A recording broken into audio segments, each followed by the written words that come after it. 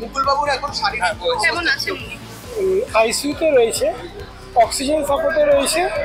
তবে অপারেশন হওয়ার পরে যে অবস্থায় ছিল, ভেন্টিলেশনে ছিল, সেখান থেকে বার করা হয়েছে।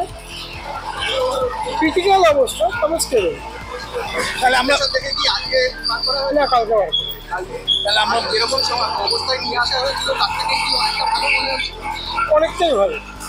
তাহলে আমরা বলতে পারি ধীরে ধীরে কি সুস্থতার পথে এগোচ্ছেন বা এরকম বলতে পারি, বা আশা করতে পারি বিজ্ঞানের পরিবেশে যেটা হওয়া উচিত সেভাবেই এগোচ্ছে, এবং ডাক্তাররা যথেষ্ট চেষ্টা করছে, তাদের সহযোগিতায় উনি সুস্থতার দিকে ফিরছে এবং ডাকলে রেসপন্স করছে। আর খাওয়া দাওয়া তো নর্মাল না, রাইসকিউবে দিতে হচ্ছে, তাই চিকিৎসকেরা কি বলছে? টাইম লাগবে, যেহেতু ব্রেনের অপারেশন, তবে আস্তে আস্তে ঠিক হয়ে যাবে বলছে। যেটা মেন সমস্যা সেগুলিতে হয়েছিল, ব্লাড বেরোচ্ছিল এটা মাথা থেকে, সেটা এখন ঠিক আছে। কোনো কথা হয়েছে? মুখ্যমন্ত্রী খোঁজ নিয়ে দলের তরফ থেকে সবাই খোঁজ নিচ্ছে এবং টাইম টু টাইম আপডেট নিচ্ছে।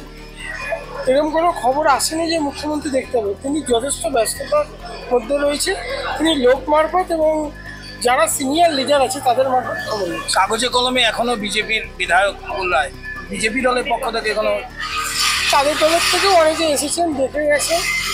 আমি বলবো এখানে রাজনীতির কোনো ব্যাপার নয়, মানুষ হিসেবেই তারা দেখতে আসছে এবং শারীরিক সুস্থতা কামনা করছে। অভিষেক বন্দ্যোপাধ্যায়ের সাথে কি কথা হয়েছে? না, এখনও হয়নি। তিনিও ব্যস্ততার মধ্যে রয়েছে।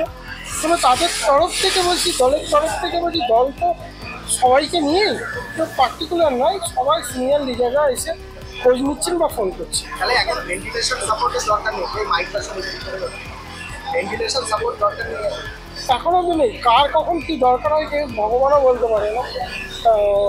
এখন অবধি তো দরকার নেই। আপনাদের সহযোগিতা বা ভগবানের আশীর্বাদে এখন ঠিক আছে। এবং কালকে জানা গিয়েছিল যে ডাকলে সাড়া দিচ্ছে না, আজকে ডাকলে সাড়া দিচ্ছে।